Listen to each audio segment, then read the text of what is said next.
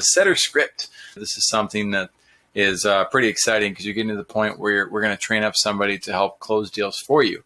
So the Setter script is something that is universally applicable, but there are definitely changes that have to take place depending on the product and the solution that is offered in the coaching niche of your avatar. So for instance, it's going to be very different representing a business product versus a health product. If you're a health coach, there's a different way that these questions will be adjusted, but they still follow the same principles, and the principles themselves are built around the 4 beliefs. So I'm going to give a shout out and a thank you to Eli Wild, who teaches this. It's where I heard it from. He actually borrowed 3 of the beliefs from Jordan Belfort. Now, that said, these beliefs are incredibly important because without these beliefs, it's very hard for somebody to want to buy. And so the questions that we talk about, the way that we train our setters and our closers to behave and act is based on unlocking and helping somebody believe in these 4 core aspects. So you can see on your screen, belief number 1 is belief in themselves. If somebody doesn't believe in themselves and they're wanting to succeed at a workout or they're wanting their business to succeed, they're not going to buy. They're not going to be in a position to be able to buy. So we have to work on that. How do we help somebody believe? Then there's belief number 2. They believe in the service or the product or both.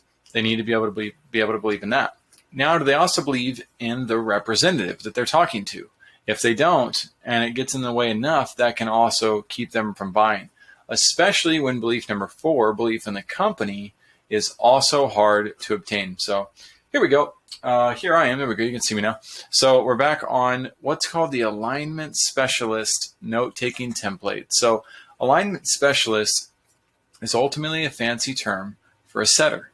Their job as a setter with our company and with our clients is to see if the prospect that's on the phone aligns with the expectations and the needs of the client that our alignment specialists are representing.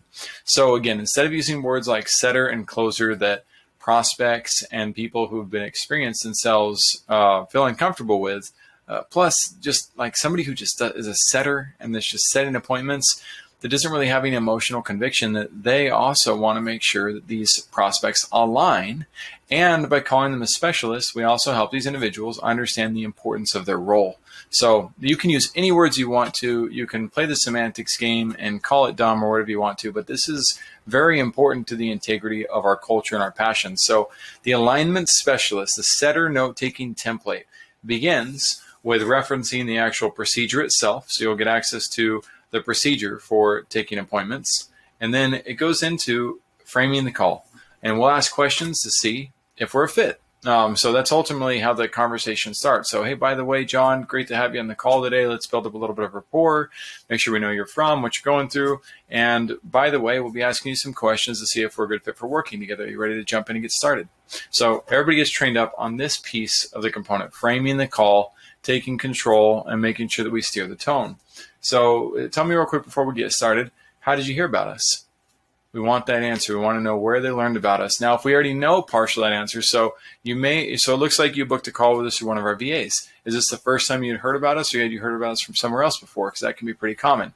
It's very important to acknowledge where they came from, because they didn't necessarily hear about you from the funnel that they came through.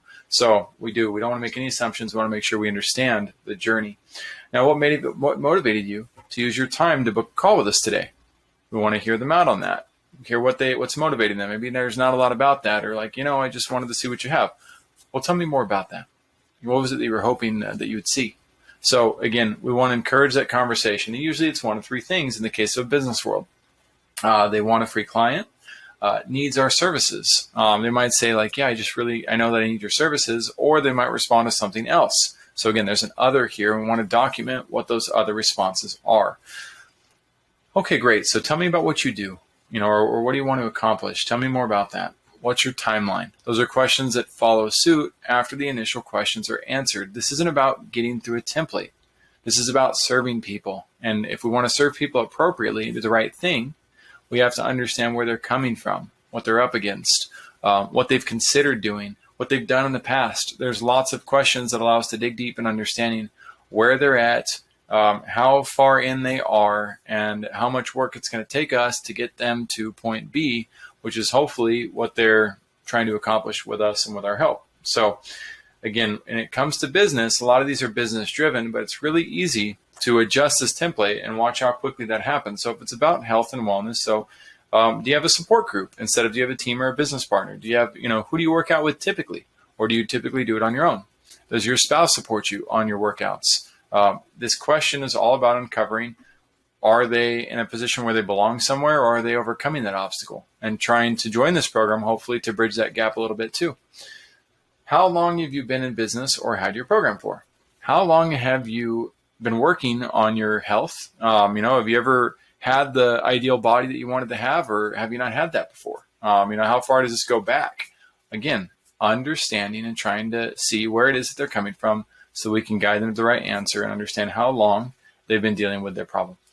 Could you describe for me what you're selling or how your services work? So could you describe for me what your workout progress, what your workout plan looks like and what your eating habits are like? Is that exactly where you want it to be or priced at? Back to the pricing. Is that exactly where you want it to be priced, or are you open to changing that? So is that exactly where you want your weight to be? Or, are you open to looking at adjusting that too? Or is that exactly the routine you want to follow?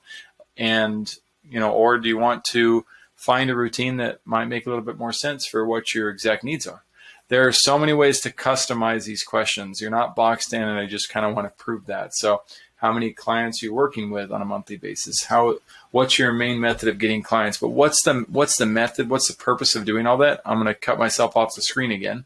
It's about the 4 beliefs.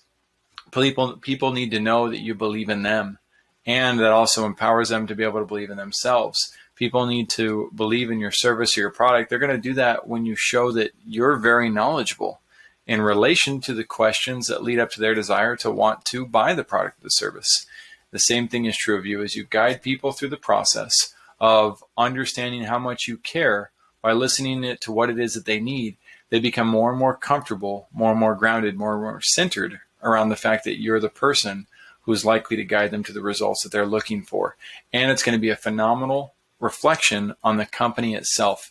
They may not in that call. In fact, I'd venture to say it's very rare that you want somebody to venture so far in on the first meeting that they buy from you, because that almost always leads to a feeling of buyer's remorse, a feeling of like, what did I just do? Why did I get myself into that? I should have asked more questions.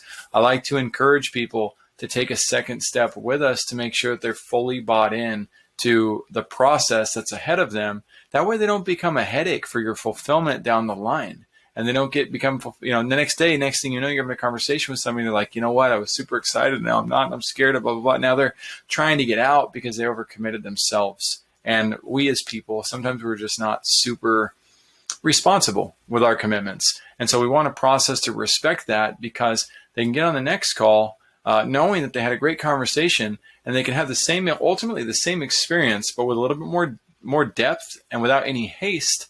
And now when they commit, it's very rare that people don't just move forward and progress. And then you'll never get blamed for people saying, wow, you really pushed me, or that offer was really edgy and made me feel like I needed to move forward now. You don't want relationships like that. You want people who are excited to move in. You want people who made that decision for themselves. And you want people who know that you were there no matter what to help make sure that they win, even if you bought from them or if they didn't. And that will build a raving fan style level of relationship with each of the people that you move forward in your program, and it won't cost you on your long-term sales close ratios either. So moving beyond some of those questions, I've got a section highlighted down here. I'm not going to go into it. That's the offer and the close. The offer and the close is where people buy. That is going from hearing and understanding where they're at and what they want to accomplish to actually showing them exactly what it is they're able to get if they decide to move forward with your program. And so that offer and that close is uniquely tailored to whatever it is you've come up with your avatar, your high ticket validation, your escape from arrival formula, your recon.